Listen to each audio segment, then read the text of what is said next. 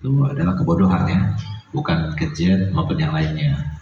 Jadi kalau orang itu mengerti, orang seperti kami yang sudah tahu ataupun sudah sifat yang punya ilmunya, walaupun dia buka TikTok ini dan sebagainya itu kurang pengaruh, karena kita punya ilmu. Sama seperti kita yakin sekarang ini siang, sore, apa malam? Sore kan? Ada yang mengatakan sekarang malam, sekarang pagi, sekarang siang. Pengaruh nggak? Nggak pengaruh, kan kita tahu. Ah itu loh. Itu yang paling penting. Hilangkan fitnah yang terbesar ini. Gimana caranya? Banyak hadir majelis taklim. Nah, kemudian hindarkan kita itu masuk ke dalam fitnah, karena fitnah itu kalau kita itu masuk ke dalamnya, sementara kita tidak punya pegangan, tidak punya benteng, jangan coba masuk ke sana gitu. Jadi banyak orang nggak paham seperti tadi disampaikan oleh saudara Syifa, bahwasanya apa yang kita lihat itu di TikTok ya, kita scroll itu nyangkut di sini. Itu masalahnya. Dan kita diciptakan oleh Allah Ta'ala secara refleksi, secara refleks. Apa yang akan kita lakukan dengan apa yang akhir kita itu ketahui. Itu masalahnya. Kalau yang terakhir kita melihat orang marah-marah dan sebagainya, nanti kita akan marah. Kalau akhir-akhir kita itu melihat sedih, kita sedih. Jadi apa yang kita lihat itu semuanya itu nyangkut. Jadi 20 scrollan hari ini ada di sini. Bagaimana kita menghilangkannya? Nggak bisa kita menghilangkannya. Nah, oleh karena itu maka di sini jauhkan diri kita dari hal yang semacam itu. Silakan bikin sebuah penelitian mandiri, ya. 1 minggu jangan pegang HP. Bedakan. Untuk kita sendiri supaya kita paham bagaimana kita itu mengendalikan emosi kita, bagaimana kita mengendalikan diri kita. Nikmat 1 minggu itu nikmat gitu loh. Tapi begitu kita buka, ini yang namanya pikiran terus jalan, sehingga mau tidur susah. Gara-gara sesuatu yang tidak ada kepentingan sama sekali dengan kita. Mikirin ini itu sebagai, makanya Nabi SAW sudah menjelaskan di antara pondasi hadis dan syariat ini adalah min husni Islam mar'i tarkuhu. Itu adalah salah satu pondasi daripada 4 pondasi Islam. Jadi meninggalkan sesuatu yang tidak ada faedahnya. Enggak urusan dunia faedah, enggak urusan akhirat faedah. Jadi ikuti. Nah, sekarang kalau kita buka scroll TikTok, silakan buka sendiri ya. Yang kita buka 20 atau 100, berapa yang penting? Berapa yang gak penting? Banyak mana? Banyak yang penting. Nah, kenapa kita itu nggak langsung cari saja kalau kita mau cari yang penting? Oh saya mau cari ini, masuk ke YouTube, cari lalu tulis apa yang kita inginkan. Masuk ke mini, masuk ke chat GPT, masuk ke situ, udah selesai, semuanya ada. Tapi ini enggak, jadi bawa waktu akhirnya terus scroll. Sehingga kok jangan lihat kesian ada ibu-ibu sekarang, mohon maaf Bu.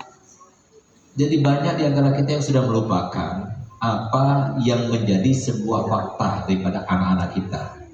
Jadi anak-anak kita ini tanpa kita sadari, mereka itu sudah tertanam, ya, tertancap dalam pikiran mereka dengan kuat dan sulit untuk menghilangkan, ya, penancapan ini. Apa itu? Laki-laki yang terbaik di dunia adalah ayah, perempuan yang terbaik di dunia adalah ibu.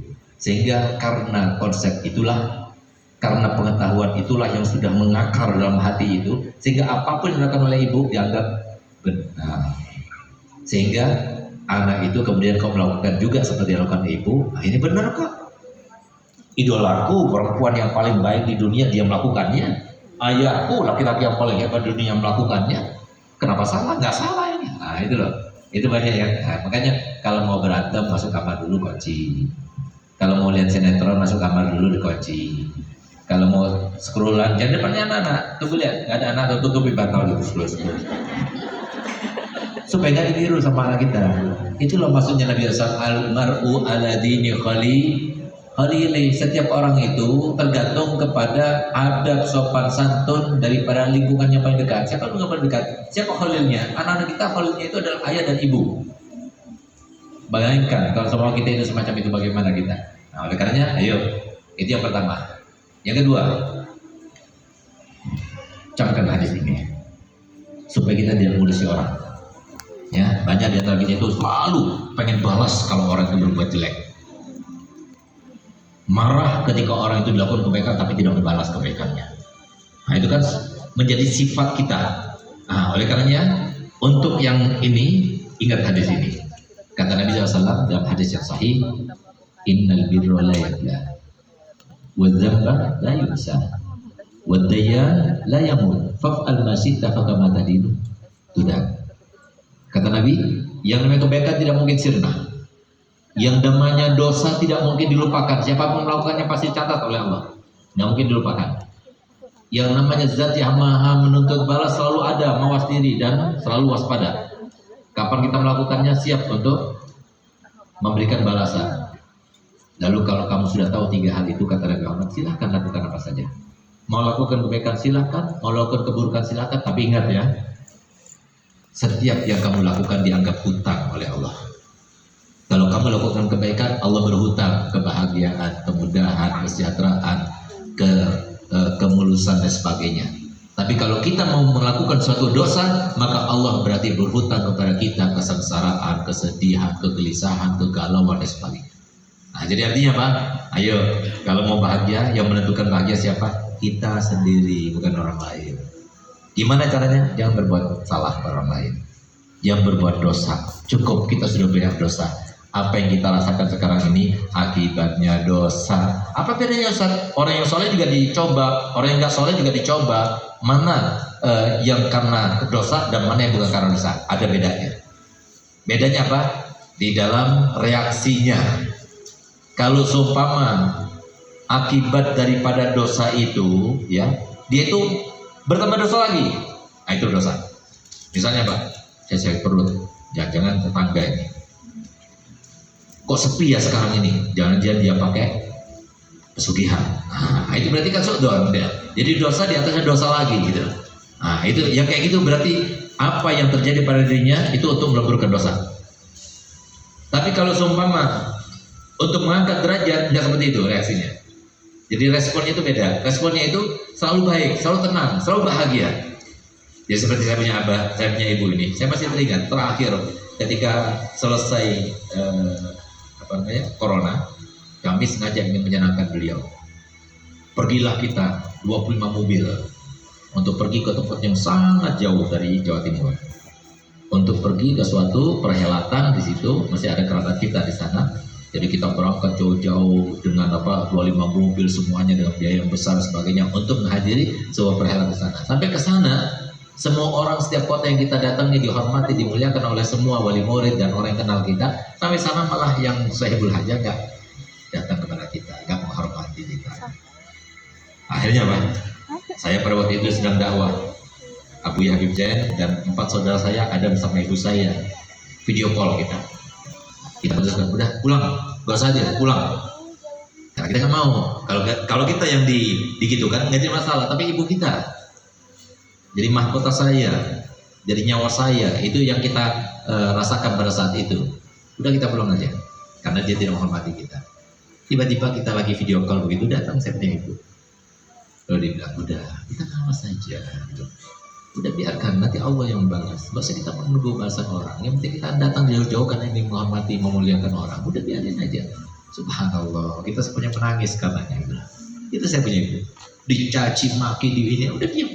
Kenapa? Dia yakin pada hadis itu, jangan khawatir.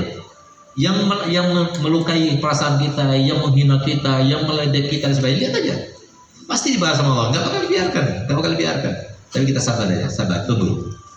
Lihat bagaimana Nabi Muhammad SAW ketika sahabat Nabi, ketika begitu ditekannya di Makkah Al-Mukarramah, sampai ketika Nabi berada di depan Ka'bah, didatangi oleh sahabat Nabi, ya Rasulullah, minta sama Allah. Ya supaya orang-orang yang kafir ini, orang yang fasik ini yang di Makkah ini supaya dikasih azab Allah Ta'ala. Selesai sudah beres. Apa katanya Nabi SAW? Sabar. Allah tahu, nanti ada saatnya, ada waktunya.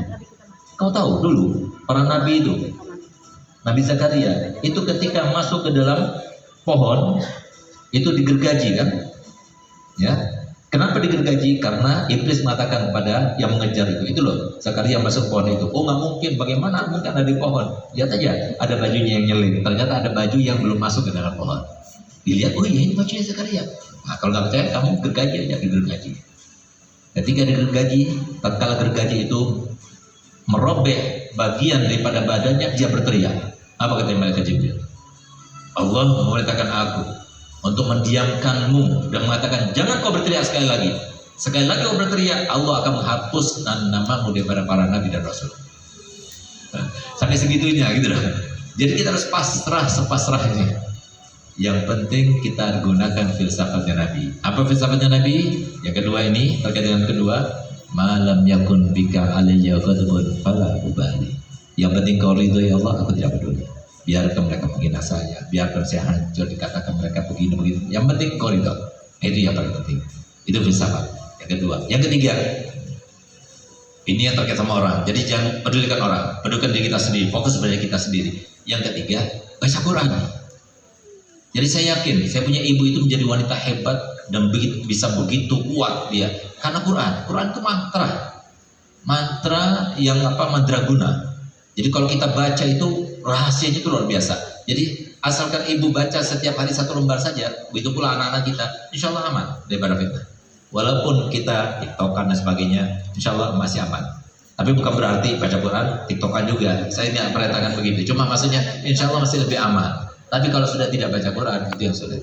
Nah, jadi ayo usahakan setiap hari baca Quran. Insya Allah dengan 3 hal itu, insya Allah kita bisa membentengi diri kita daripada hal-hal yang tidak pasti atau overthinking itu. Ayo sama-sama kita yakin bahwasanya tidak ada satu hal yang terjadi, tidak ada sesuatu hal yang bisa dikatakan, bisa diucapkan, bisa dilakukan kalau Allah nggak berkehendak, nggak ada. Semuanya terlaksana dengan kehendak Allah. Tujuannya Allah cuma 3. 1, Allah ingin mengangkat derajat kita. 2, Allah ingin menghapus dosa kita. 3, Allah ingin memberikan kita pahala yang banyak. Kalau semua Allah ingin melaksanakan 3 hal itu untuk kita, mau apa tidak? Nah, kalau kita sudah tahu semacam itu maksudnya Allah Ta'ala, harusnya kita berkata kepada yang melakukan itu kepada kita, alhamdulillah, syukron ya, terima kasih.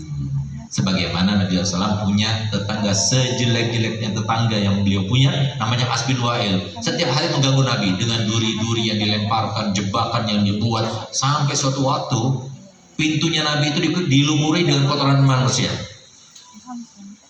Nabi keluar, kotoran manusia berserakan di depan pintu dan dilumurkan di pintunya. Dibersihkan oleh Nabi.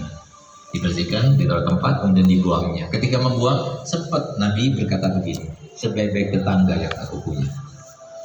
Apa katanya ulama? Apakah Nabi SAW mengatakan demikian untuk menghibur dirinya? Tidak. Tapi Nabi mengatakan demikian secara hakikat beliau katakan. Karena memang itulah sesungguhnya terjadi. Berkat Nabi tidak membalas tetangga yang semacam itu. Apa yang didapatkan oleh Nabi Muhammad? Derajatnya tambah tinggi. Cintanya Allah bertambah. Pahalanya bertambah. Berkatnya siapa? Berkatnya tetangga. Makanya Nabi SAW berkata, sebaik-baik tetangga yang aku punya. Harusnya ibu mulai sekarang bilang, sebaik-baik suami yang saya punya, sebaik-baik tetangga yang saya punya, sebaik-baik orang tua, sebaik-baik keluarga, sebaik-baik kerabat yang ibu punya. Mulai sekarang serahkan kepada Allah. Biarkan kita begini, yang penting kita ingat. Yang ketiga, yang terakhir adalah kata Nabi SAW, pahala yang paling besar itu adalah pahala ketika Allah mencoba kita dan menguji kita, tapi kita sadar. Ingat tidak, Nabi SAW bercerita, tidak ada seorang pun di antara kita nanti di padang mahsyar kecuali Allah akan tampakkan semua amal kebaikan dan semua amal keburukan serta pahalanya. Ini loh pahala sholatmu, nih kelihatan. Ini pahala sedekahmu, nih kelihatan. Ini pahala puasamu, ini kelihatan. Sampai akhirnya ada terakhir pahala yang paling besar, tapi nggak ada labelnya. Akhirnya bertanya kepada Allah Ta'ala, gal ini punya aku, gal ini punya aku. Tapi nggak ada labelnya ya Allah. Itu pahala apa? Dijawab oleh Allah Ta'ala, itu adalah pahala kamu ketika kamu diuji dan dicoba, kamu sabar menjalaninya. Akhirnya kata Nabi Muhammad SAW, orang itu berkata begini, ya Allah, andai kata aku semenjak kau lahirkan sampai aku mati, selalu dipenuhi dengan ujian-ujian, cobaan-cobaan yang aku melewatinya dengan sabar, alangkah senangnya aku sekarang ini. Ayo, mau senang seperti itu apa tidak? Sabar. Jangan lupa di rumah pintu tulis sabar. Di pintu kamar tulis sabar, di pintu lemari tulis, dan di dompet tulis kalau nggak ada uangnya.